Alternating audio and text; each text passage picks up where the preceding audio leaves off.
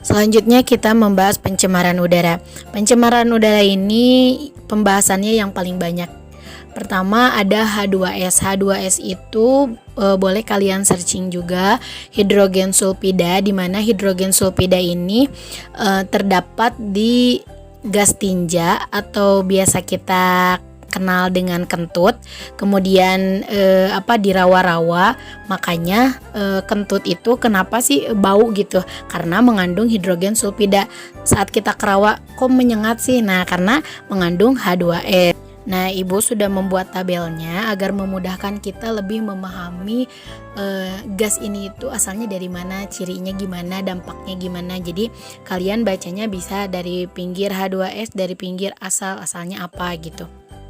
Nah, H2S ini tadi kan dapat kita temui itu di kentut, kemudian di rawa-rawa. Nah, asalnya itu H2S itu dari minyak mentah, dari gas alam, dari mata air panas, kan baunya khas gitu ya. Kemudian dari usus besar. Kenapa di usus besar? Kan tadi gas tinja karena dia di usus besar. Kemudian cirinya berbau busuk. Tadi juga sudah dijelaskan ya bahwa H2S itu berbau busuk. Ibu, kenapa kok kadang mah ada yang gak bau? Itu sebenarnya ada H2S-nya, mungkin gak terlalu pekat gitu kan, ada yang sampai bau banget gitu ya. Kemudian dampaknya respirasinya terganggu kalau H2S-nya ini banyak gitu. Kemudian kematian. Selanjutnya ada CO, yaitu atau kita sebut dengan karbon monoksida. Karbon monoksida ini adalah karbon yang pembakarannya tidak sempurna, karena karbon yang pembakarannya sempurna itu adalah CO2. Nah, karbon monoksida ini biasanya itu berasal dari kendaraan, asap kendaraan, alat pemanas, kemudian tungku kayu, asap rokok. Ciri dari karbon monoksida ini tidak berbau, tidak berwarna, dan tidak berasa. Dampak dari karbon monoksida ini hipoksia. Nah, hipoksia ini adalah saat dimana kita itu kekurangan oksigen. Jadi gini, kita kan nafas itu menghirup oksigen ya. Nah, ternyata paru-paru kita ini gitu lebih menyukai karbon monoksida, sehingga kita akan kekurangan oksigen. Kayak gini, kita itu mau makan buah-buahan, kan buah-buahan sehat, tapi kalau di pinggir ada seblak, kita pasti lebih memilih seblak gitu. Nah, begitupun dengan pernapasan kita kan butuh oksigen nih. Nah, tapi kalau ada karbon monoksida, justru paru-paru kita itu lebih menyukai karbon monoksida, sehingga kita batuk karena kita kekurangan oksigen gitu. Kemudian menyebabkan kematian, ya tentu jelas. Kemudian CO2. Karbon dioksida ini merupakan sisa dari respirasi manusia, hewan, dan tumbuhan. Kemudian dari asap pabrik, di mana asap pabrik ini mengeluarkan CO2, kemudian dari asap kendaraan. Cirinya dia tidak berbau, tidak berwarna, efeknya itu rumah kaca. Nah, yang tadi menjadi isu pembukaan materi kita itu dengan penggunaan listrik, dengan penggunaan HP, Zoom, Netflix. Nah, itu menghasilkan CO2, di mana CO2 ini akan berefek global warming gitu. Kemudian ada SO2. SO2 ini adalah belerang dioksida. Kemudian ada NO2, dia itu nitrogen dioksida. Kenapa disatukan? Karena dua unsur ini itu berakibat kepada hujan asam. Nah, kalau teman-teman masih ingat, hujan asam ini kata kuncinya, kata Ibu kemarin, letusan gunung gitu ya. Nah, jadi memang ada keterkaitan gitu. SO2 dan NO2 ini itu berasal dari semburan gunung, industri, dan kendaraan. Cirinya itu unsur ini itu tidak berbau, dampaknya itu hujan asam. Kemarin kan sudah dibahas ya di daur biogeokimia itu, bagaimana terjadinya hujan asam. Kemudian ada CFC atau chlorofluorokarbon gitu. Nah, CFC ini kita sering mendengar ya, di mana unsur ini itu mengakibatkan penipisan ozon. Nah, dia itu berasal dari lemari es yang kita gunakan, kemudian AC. Dia itu tidak berbau dan mudah terbakar gitu. Nah, CFC ini dengan kita belajar perubahan lingkungan ini sebisa mungkin kita minimalisir penggunaannya. Ya kalau kita memang nggak gerah-gerah banget gitu jangan dipakailah AC-nya. Bu, kenapa CFC ini bisa menipiskan ozon? Karena CFC ini ozon itu kan unsurnya itu O3, di mana CFC ini akan mengikat O3 itu menjadi C10. Nah, kemudian O3 ini menjadi O2 karena yang satunya itu diikat gitu. Jadi, si lapisan ozon ini akan semakin menipis. Kalau lapisan ozon ini semakin menipis, maka bumi kita itu akan semakin panas. Kemudian sinar matahari itu langsung akan terkena kulit kita gitu. Pencemaran yang kedua itu ada pencemaran air. Nah, pencemaran air ini dapat kita ketahui pertama dari kimianya, dari fisiknya, dan dari biologinya. Dari kimianya itu, nah pencemaran air ini yang paling sering keluar di soal-soal SBMPTN, biasanya yang ditanyakan itu BOD sama COD. Nah, BOD ini nanti kalian boleh searching kepanjangannya apa. BOD ini adalah oksigen yang diperlukan untuk pengurai. Nanti biasanya suka keluar gitu di soal SBMPTN. BOD ini untuk apa sih gitu. Nah, kalau COD ini oksigen yang diperlukan untuk oksidasi. Jadi beda kalau COD untuk oksidasi, kalau BOD itu untuk penguraian.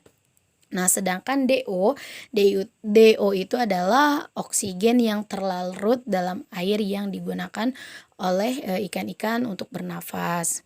Kemudian pencemaran air dari fisiknya. Air yang baik itu, air yang bersih itu dia tidak berwarna. Kalau kita minum misalkan airnya itu keruh gitu berarti dia tercemar. Kemudian air yang bagus itu dia tidak berbau, misalkan kok ini agak bau gimana gitu rasanya. Nah, berarti itu airnya tercemar. Kemudian pH dari air ini bagusnya itu 6,5 sampai 7,5. Kemudian pencemaran air dari biologinya itu banyaknya organisme seperti salmonella. Mungkin kalian pernah mengisi ini ya, galon gitu yang 17 ribuan atau ada juga yang 5 ribuan itu kita sebagai mahasiswa yang meneliti banyak sekali E. coli yang terdapat di air galon tersebut, apalagi yang harganya 5.000 itu banyak sekali organisme yang terdapat di sana. Jadi lebih baik kita memanaskan air aja gitu ya. Nah, apa sih penyebab pencemaran air ini? Penyebabnya itu pertama ada limbah industri seperti logam berat. Ada seng, ada merkuri, ada nikel. Biasanya ini dari limbah industri, dari pabrik-pabrik. Kemudian dari limbah pertanian seperti pestisida, kemudian limbah rumah tangga. Pasti setiap rumah tangga itu memiliki limbah gitu, tidak mungkin mengeluarkan limbah seperti deterjen. Kemudian ada yang menangkap ikan itu dengan racun. Otomatis kan dia akan mengeluarkan zat yang beracun. Oke, selanjutnya kita akan membahas tentang dampak dari pencemaran air ini. Nah, pasti kalau kita membahas pencemaran air, yang pertama tersirat itu pasti DDT, pestisida DDT. Nah, dikloro apa gitu ya, lupa. Boleh nanti kalian searching. Nah, pestisida DDT ini dia itu sudah ilegal. Jadi kalian tidak boleh menggunakan pestisida ini. Kalau ketahuan pasti kita akan mendapatkan sanksi karena sudah ilegal, tidak boleh. Nah, adapun dampak dari pestisida DDT ini, yang pertama jaringan tubuh itu akan rusak. Kemudian otot itu akan kejang-kejang. Kalau sudah parah bahkan sudah kena saraf itu akan lumpuh. Nah, kalau untuk di aves itu telurnya itu tidak akan menetas kalau dia minum air yang mengandung pestisida DDT. Kemudian dampak dari pencemaran air ini ada akumulasi logam berat. Akumulasi logam berat itu terbagi dua, ada bioakumulasi sama bioaugmentasi. Nah, bedanya kalau bioakumulasi itu merupakan total polutan di satu organisme. Jadi fokusnya total polutan di satu organisme. Kalau bioaugmentasi itu total dari polutan yang berada dalam rantai makanan. Contohnya kayak kayak tadi tuh, misalkan ikan kecil itu dia mengandung racun 2 ppm. Kalau ikan besar itu kan gak mungkin makan satu ikan kecil kan. Contohnya aja kalau dia makan 5 ikan kecil, satu ikannya itu 2 ppm, berarti ikan besar itu sudah mengandung 10 ppm gitu. Kalau akumulasi itu hanya total polutan di satu organisme. Oh, di ikan kecil itu hanya 2 ppm. Kalau augmentasi mah berarti rantai dari total polutan di rantai makanan. Kemudian ada eutrofifikasi. Eutrofifikasi ini adalah yang paling sering keluar di SBMPTN juga. Nah, terjadi pendangkalan di air. Nah, kan kalau kita mendengar kata eutrofifikasi itu, oh gulmanya banyak gitu, tapi kita harus tahu gimana sih prosesnya. Nah, jadi gini, di dalam suatu perairan itu akan banyak mengandung nitrogen dan fosfat. Saat nitrogen dan fosfat itu naik, maka akan terjadi blooming atau alga bloom itu akan naik. Maksudnya adalah tanaman air itu seperti eceng gondok. Nah, saat si alga bloom ini mati, otomatis dia akan terurai oleh dekomposer. Nah, dekomposer itu pasti membutuhkan apa? Dekomposer pasti membutuhkan oksigen. Nah, sedangkan di perairan karena si dekomposer ini membutuhkan oksigen, rebutan lah antara ikan dengan dekomposer ini, sehingga oksigen itu sangat kecil atau habis, sehingga ikan itu akan mati. Nah, kalau ikan mati, siapa yang rugi? Nelayan gitu. Kemudian dampak dari pencemaran air ini ada penyakit diare. Kemudian kekurangannya itu karena airnya tercemar, berarti kekurangannya sumber air bersih sangat minim.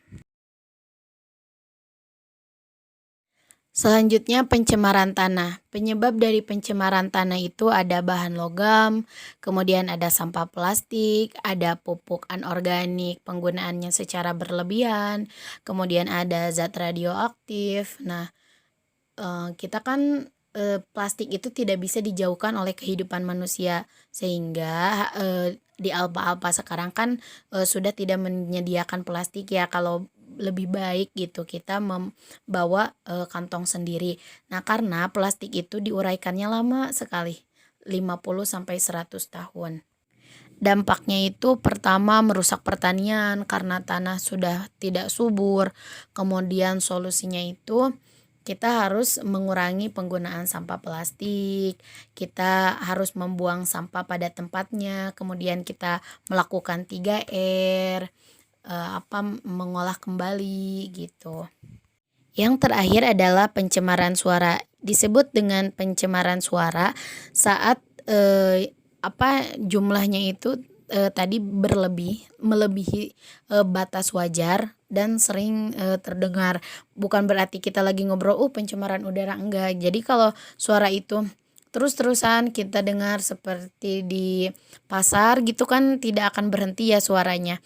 Oke, satuan dari suara ini adalah desibel, di mana percakapan normal itu desibelnya itu 40.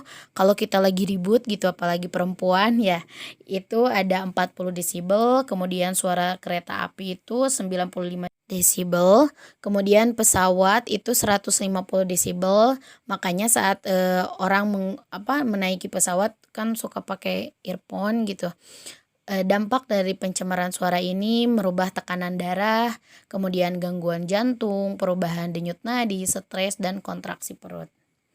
Oke, mungkin itu dulu saja yang dapat Ibu sampaikan. Nanti untuk materi selanjutnya masih tentang perubahan lingkungan, tentang bagaimana mendaur, kemudian etika untuk memecahkan masalah. Silakan kalian baca terlebih dahulu. Terima kasih. Wassalamualaikum.